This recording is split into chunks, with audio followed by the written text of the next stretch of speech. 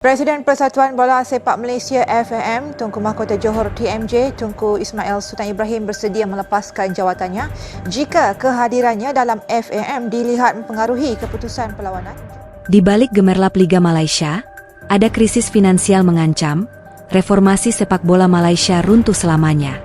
Ramai yang terkedu sebaik ciapan pertama dari aplikasi Twitter milik Tunku Ismail menggambarkan seolah beliau sudah cuci tangan dari sebarang perlibatan dalam bola sepak. Bagi saya macam berputus asa lah. Bukan, dah tak boleh kita tarik diri. Daripada situ je saya malu sebenarnya mindset ni dengan negara-negara jiran yang sedang tengok perkembangan bola sepak tanah air. Pelbagai persepsi mula kedengaran dari semua pihak. Ia terus mendapat perhatian MFL, apatah lagi perkara ini membabitkan mantan presiden mereka sebelum ini. Dan ini merupakan perkongsian daripada Datuk Ghani Hassan, Presiden MFL. Kita tekankan bahawa untuk di mana penglibatan FAFC akan bergabung tenaga untuk memastikan bola sepak negeri itu jadi lebih sihat. Dan saya sebagai Presiden FAM akan sentiasa memantau MFL untuk perkara ini supaya kita akan lebih tegas untuk perkara ini diimplement secara yang betul.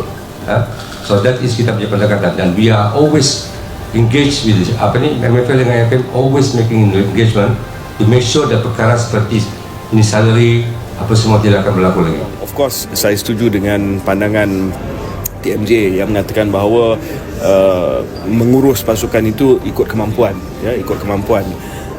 dan kita kena cari macam mana bantuan boleh diberi kepada pasukan-pasukan tertentu supaya mereka at least ada kemampuan asas lah untuk meletakkan tim dalam liga. Dan saya harap kepimpinan baru FAM ini di bawah presiden baru dan barisan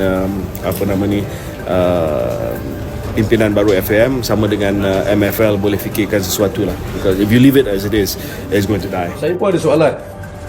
Kenapa kita terlampau selesa dengan kedudukan kita, di mana kita terlalu takut sangat nak belajar dengan orang luar?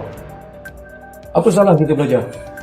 Kejayaan saya pun di JDT pun saya belajar dengan orang luar, negara-negara luar, foreign expertise. Jadi kalau kita nak kata kita ketepikan local coaches, tengok berapa ramai coach sebelah local coaches, young coaches yang ada masa depan. Benda pun baru berlalu, takkanlah besok kita nak tengok kejayaan terus. Jadi bagi saya, lain kali sebelum kita buka mulut, kita kena berfikir dengan secara yang lebih rasional. Fakta-fakta dah jelas, ada depan mata. Having an assistant coach on the field, you sendiri, you proud tak dengan contribution you terhadap tim? Tak lah, I rasa sebab saya punya communication dengan budak-budak tu memang very close lah. And I think the boys, if they don't go to the place, they come to me. So I'm really close to both the players and the coaches staff. So saya rasa itu adalah satu fakta yang Selangor ni, kita ni memang berharmoni lah. So saya rasa it's easy for us to communicate. Tak adalah satu direction yang kita nak harus dengar, tapi I take credit to everybody lah. It's not only about the players but also to the fans, to the management. Saya rasa it's not easy to have a night. Di layar kaca dan media sosial, Liga Malaysia seringkali terlihat gemerlap, stadion megah, jersey berkilau, pemain asing mencetak gol spektakuler, dan fans yang memadati tribun. Namun di balik semua itu, kenyataan yang tak banyak diketahui publik jauh lebih kelam. Sepak bola Malaysia saat ini berada di ambang kehancuran finansial. Berbagai upaya reformasi yang selama ini digembar-gemborkan perlahan runtuh, terseret dalam pusaran manajemen lemah, tunggakan gaji, hutang klub, dan krisis kepercayaan dari pemain hingga sponsor. Krisis finansial yang membayangi Liga Malaysia bisa menghancurkan harapan reformasi dan kemajuan sepak bola tanah air. Gemerlap hanya di permukaan. Liga Malaysia dalam beberapa tahun terakhir telah mencoba tampil lebih profesional. Tayangan HD, rebranding liga, kehadiran pemain asing, dan kampanye media sosial yang agresif membuat persepsi publik seolah-olah kompetisi sedang naik daun. Namun kenyataannya, klub-klub yang ikut serta sebagian besar sedang terlilit masalah keuangan yang serius. Beberapa nama besar seperti Melaka United, Felda United, dan Kelantan FC sudah tumbang karena tak mampu menanggung beban operasional. Bahkan klub-klub yang masih bertahan seperti Perak FC, PDRM FC, dan Penang FC pun dilaporkan memiliki masalah tunggakan gaji dan kesulitan melunasi kontrak pemain dan pelatih.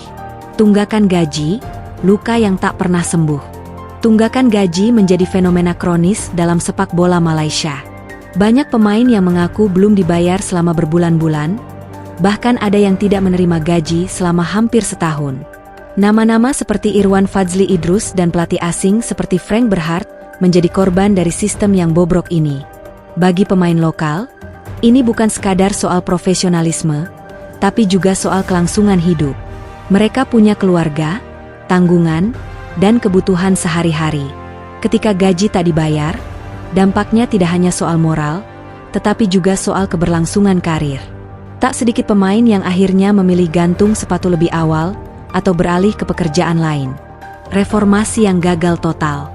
Persatuan Bola Sepak Malaysia, FAM, dan Malaysian Football League, MFL, sebelumnya menjanjikan transformasi total dalam pengelolaan sepak bola. Mereka meluncurkan lisensi klub profesional, sistem audit keuangan, dan berbagai kebijakan untuk memastikan stabilitas dan transparansi. Namun reformasi ini hanya indah di atas kertas. Banyak klub yang gagal memenuhi syarat lisensi, tapi tetap diizinkan berlaga. Ketika tunggakan gaji mencuat, FAM dan MFL seringkali lambat bertindak atau memilih diam. Ketegasan yang dijanjikan tak pernah terlihat nyata. Hasilnya, kepercayaan terhadap institusi pengelola sepak bola runtuh. Ketergantungan pada dana kerajaan, bom waktu.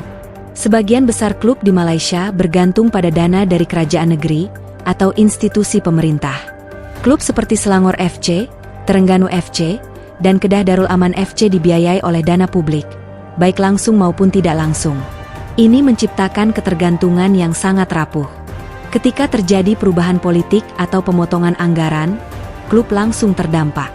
Tanpa strategi jangka panjang untuk menciptakan pendapatan sendiri, seperti dari hak siar, merchandise, atau akademi muda, klub akan terus-menerus hidup dalam ancaman kebangkrutan.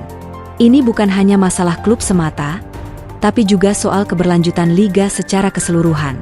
Sponsor menjauh, investor menghindar.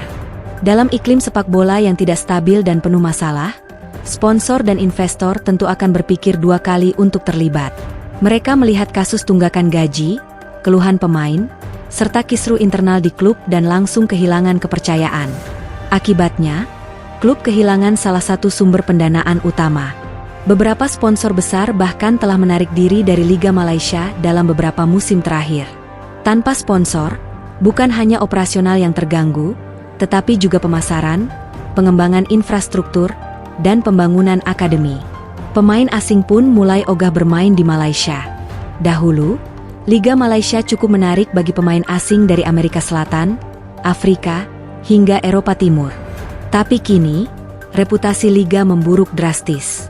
Kabar soal gaji tak dibayar, fasilitas yang buruk, dan pengurusan kontrak yang semrawut telah menyebar luas di kalangan agen dan pemain. Beberapa pemain asing bahkan membawa kasus mereka ke FIFA dan AFC, menuntut gaji yang belum dibayar. Ini membuat Malaysia dianggap sebagai zona merah bagi pemain internasional. Tanpa pemain asing berkualitas, level kompetisi liga pun menurun drastis. Krisis moral dan mental di kalangan pemain muda. Krisis finansial ini juga berdampak pada pemain muda dan pengembangan akar rumput. Akademi lokal kekurangan dana, fasilitas pelatihan buruk, dan kesempatan untuk tampil di tim utama sangat terbatas karena klub lebih sibuk menyelesaikan urusan keuangan. Hal ini menciptakan generasi muda yang kehilangan harapan. Mereka melihat masa depan sepak bola nasional suram dan memilih jalur karir lain. Ini menjadi bencana jangka panjang bagi masa depan tim nasional Malaysia. Solusi atau akhir dari semuanya? Melihat kondisi sekarang, pertanyaannya bukan lagi bagaimana meningkatkan kualitas liga, melainkan bagaimana menyelamatkan apa yang tersisa. Jika tidak ada tindakan tegas dan cepat, maka reformasi yang selama ini dijanjikan akan runtuh sepenuhnya. Beberapa langkah yang bisa menjadi awal penyelamatan.